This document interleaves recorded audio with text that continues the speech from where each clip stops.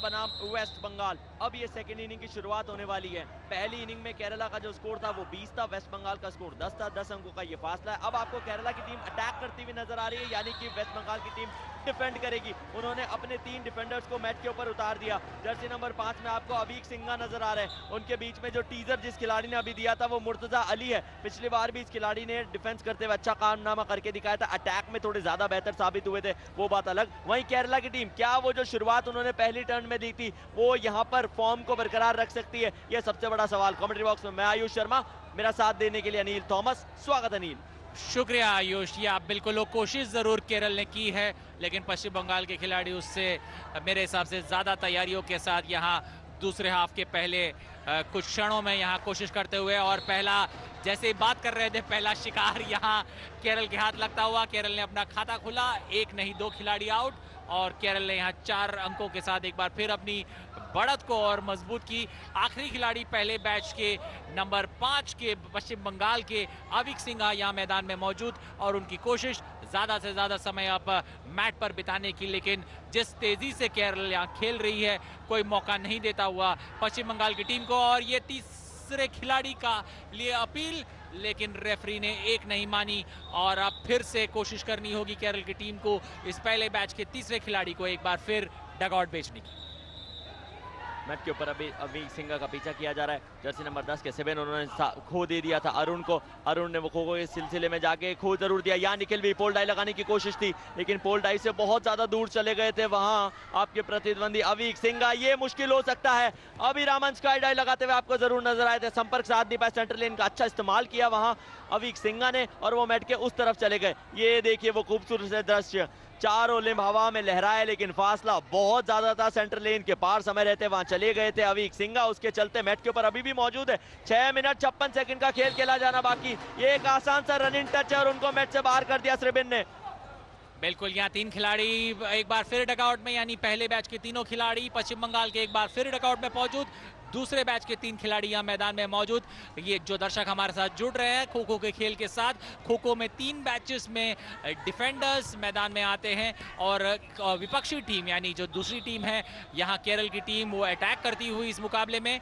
तो जब तीनों ही खिलाड़ियों को आउट करे तब नए बैच के 3 डिफेंडर्स आते हैं। तो 3 बैचों में 3 खिलाड़ी आते हैं, हर बैच में 3 खिलाड़ी होता है। तो जब आउट होते हैं तब जाकर दूसरी बैच की टीम आती है। और जब हम बात कर रहे थे इस रूल्स ऑफ द गेम की, वहीं केरल ने एक और खिलाड़ी को आउट कर केरल ने अपने अंकों के फासले को यहां 8 तक बढ़ा दिया है। 4 खिलाड़ियों को आउट कर केरल ने अब केरल के हो गए, या फिर केरल ने अब तक 8 अंक बटोर लिए हैं। ये वो खूबसूरत सी पोल डाइव थी जिसको लगाकर एक और शिकार बनाया। श्रीबिन लगातार अपनी टीम के लिए पॉइंट निकालते हुए नजर आ रहे हैं। केरला की टीम ने 8 अंक यहां निकाले हैं इस टर्न में। इससे पहले इनके पास 10 की लीड थी, तो 18 अंक की टोटल लीड इस टीम के पास नजर आएगी। बचा हुआ जो 5 मिनट 47 सेकंड का समय, इसमें और जितने शिकार बनाए जा सकते हैं वो टारगेट होगा जो वेस्ट बंगाल की टीम को चेस करना रहेगा 9 मिनट के उस खेल में। अंतिम टर्न में पीछा जरूर कर रहे थे वहां पर अरुण, उन्होंने अपने साथी खिलाड़ी को खो दे दिया, और खो खो की जो चेन है उस फॉर्मेशन को ब्रेक करने के लिए वेस्ट बंगाल की तरफ से अभी आपको जर्सी नंबर 1 सुभाषिष संतरा नजर आ रहे हैं। प्रोफेशनल लीग के अंदर बहुत अच्छी परफॉर्मेंस इस खिलाड़ी ने करके दी, और वही मोमेंटम यहां भी बरकरार रखना चाहेंगे।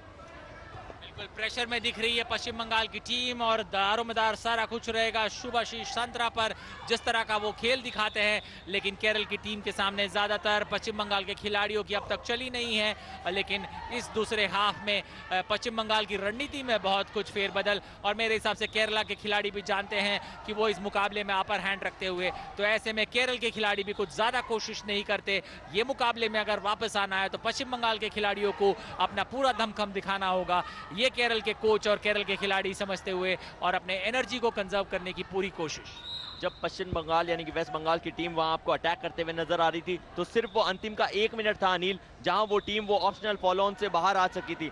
यदि वो पॉइंट नहीं बनता तो हो सकता था कि केरला की टीम वो ऑप्शनल फॉलो ऑन, जिसका नियम यह है कि कम से कम यदि 12 पॉइंट का डिफरेंस है तो ऑप्शनल फॉलो ऑन दिया जा सकता है। यदि वो डिफरेंस 16 का होता है तो ऑप्शनल फॉलो ऑन कंपल्सरी बन जाता है। डॉट देने की कोशिश थी सुभाषिष संतरा की, लेकिन यहां उनका झांसा काम नहीं आया, और उनको मैच से बाहर अभिराम निकाल के ले जाएंगे। डॉज का प्रयास जरूर अच्छा था, लेकिन समय रहते हैं वहां केरला के इस खिलाड़ी ने रनिंग टच किया। यदि थोड़ा आगे निकल जाते हैं तो वापस पीछे नहीं आ सकते थे दिशा के नियम के तहत। बिल्कुल, यहाँ जिस तरह की कोशिश अब केरल के खिलाड़ियों द्वारा इस मुकाबले में एक तरह से पकड़ इतनी मजबूत कर ले कि अपने बेंच स्ट्रेंथ को यहाँ आखिरी क्वार्टर में खेलने का मौका दिया जाए। इस कोशिश से केरल के खिलाड़ी, केरल की कोच की कोशिश यही होगी। वहाँ दर्शक इस मुकाबले का 36वें राष्ट्रीय खेल का खो-खो का चीजा प्रदर्शन आप दूरदर्शन पर डीडी स्पोर्ट्स पर देख रहे हैं, उसका मजा उठा रहे हैं। और यहाँ दो टीमें मैदान में मौजूद। 36वें राष्ट्रीय खेल में पुरुष वर्ग में सेमीफाइनल में दो टीमें, एक तरफ केरल की टीम ब्लैक में और दूसरी तरफ काले पोशाक में, और दूसरी तरफ पश्चिम बंगाल की टीम जो मेहनत करती हुई इस मुकाबले में वापसी करने के लिए, लेकिन अब तक कोई मौका उनके हाथ नहीं लगता हुआ। 12 अंक बटोर लिए हैं। 6 खिलाड़ियों को वापस डगआउट में भेजने में केरल की टीम कामयाब। पहले निखिल ने वो रनिंग टच करने की कोशिश की थी, ऑफिशियल ने उस प्रयास को नकार दिया था। उसके बाद केरला की टीम की तरफ से मिथुन ने शिकार बना लिया। चलिए, नया बैच आ चुका है। 12 जो है वो केरला का स्कोर हो चुका है। लीड इनके पास में 22 अंकों की है। क्या वो 22 से बढ़ के 24 की होगी? बिल्कुल होगी। एक और खिलाड़ी को मैच से बाहर की राह जो है वो तय कर दी गई है और अब पॉल साहब को मैच छोड़ के जाना पड़ेगा। उनका शिकार अतुल वेनु ने बनाया है। टफ कंपटीशन देती हुई नजर आएगी हमें वेस्ट बंगाल की टीम, ऐसा हमने सोचा था। लेकिन ये हाफ में ये जो टर्न है विशेषकर इसमें साफ नजर रहा है कि केरला की जो टीम है वो अपने स्ट्रेंथ पे खेल रही है और एक मजबूत दावेदारी दिखाती हुई नजर आ रही है कि महाराष्ट्र के साथ हो सकता है ये टीम फाइनल खेले। बिल्कुल, ये दोनों ही टीमों ने अपने फॉर्म और अपने पेडिग्री के अनुकूल प्रदर्शन किया है और यही खास बात है खो-खो की। खो-खो के बड़े नाम महाराष्ट्र, केरल, पश्चिम बंगाल, आंध्र प्रदेश, ये सब बड़े नाम है खो-खो जगत में। और इन खिलाड़ियों ने बिल्कुल निराश नहीं किया। जो प्रदर्शन उनसे उम्मीद की जा रही थी उसी के अनुकूल प्रदर्शन किया है। और 2 मिनट 18 सेकंड अभी भी घड़ी में मौजूद। केरल के पास है 14 अंक। केरल को चाहिए 3 और खिलाड़ियों को आउट करना ताकि जो पहली पारी में केरल ने जो प्रदर्शन दिखाया था 20 अंकों का, उसे एक बार फिर दोहराने में कामयाब रहे। मुझे ऐसा लगता है कि महाराष्ट्र की टीम की जो क्वालिटी है, जो क्लास है, वो एकदम तुलना करने के लायक नहीं है। लेकिन केरला की टीम जब वो मुकाबला, यदि यहां से मुकाबला जीत के जाती है सेमीफाइनल नंबर 2 को और फाइनल के अंदर इन दोनों टीम की भिड़ंत होती है, तो मैं देखना चाहूंगा क्या केरला की टीम वही कंपटीशन दिखा पाएगी जो आज वेस्ट बंगाल की टीम के सामने कंपटीशन रख पा रही है। और जैसे ही सवाल पूछा गया वहां मुझे लगा कि अनिल थॉमस के चेहरे पे वो हल्की सी मुस्कान आई। कैसा लग रहा है अनिल, क्या केरला की टीम में वो क्षमता है कि महाराष्ट्र के सामने? एक स्लैप शॉट यहाँ उसकी जरूरत नहीं थी, जिस अंदाज से उन्होंने मारा खिलाड़ी चोटिल हुए और यहाँ मैट पर गिरे। लेकिन मेरे हिसाब से ये हीट ऑफ द मोमेंट है, जिस तेजी और जिस फुर्ती से ये मुकाबला खेला जा रहा है, प्रेशर है हर टीम पर। सेमीफाइनल मुकाबला, यहाँ एक बार फिर कोशिश लेकिन नाकाम रहे। और 1 मिनट 16 सेकंड का खेल अब भी बचा हुआ। 16 अंक केरल के पास। केरल की कोशिश 2 और खिलाड़ियों को आउट कर पिछले पारी में, पहली पारी में 20 अंक लिए थे। एक बार फिर उसका कार्बन कॉपी या उसका रिपीट करने की कोशिश केरल की टीम द्वारा।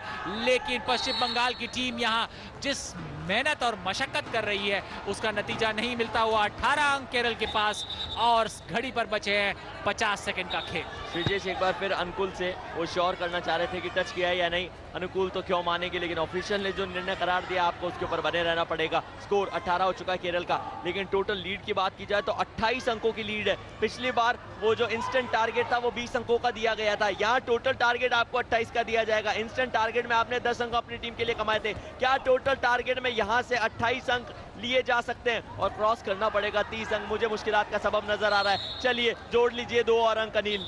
बिल्कुल, 2 और अंक के साथ केरल ने एक बार फिर पहली पारी में जो परफॉर्मेंस दिखाया था, जो फॉर्म दिखाया था, उसके अनुकूल एक बार फिर वो प्रदर्शन 20 अंक लेने में कामयाब। 40 के आंकड़े को छू लिया है केरल की टीम ने। पश्चिम बंगाल की टीम पूरी तरह से दबाव में, अभी भी घड़ी में बचे हैं 7 सेकंड और कोशिश यही होगी रेफरी के लॉन्ग हूटर की पश्चिम बंगाल की टीम के लिए, क्योंकि इस मुकाबले में मेरे हिसाब से एक अब इम्पॉसिबल सा टारगेट दिखता हुआ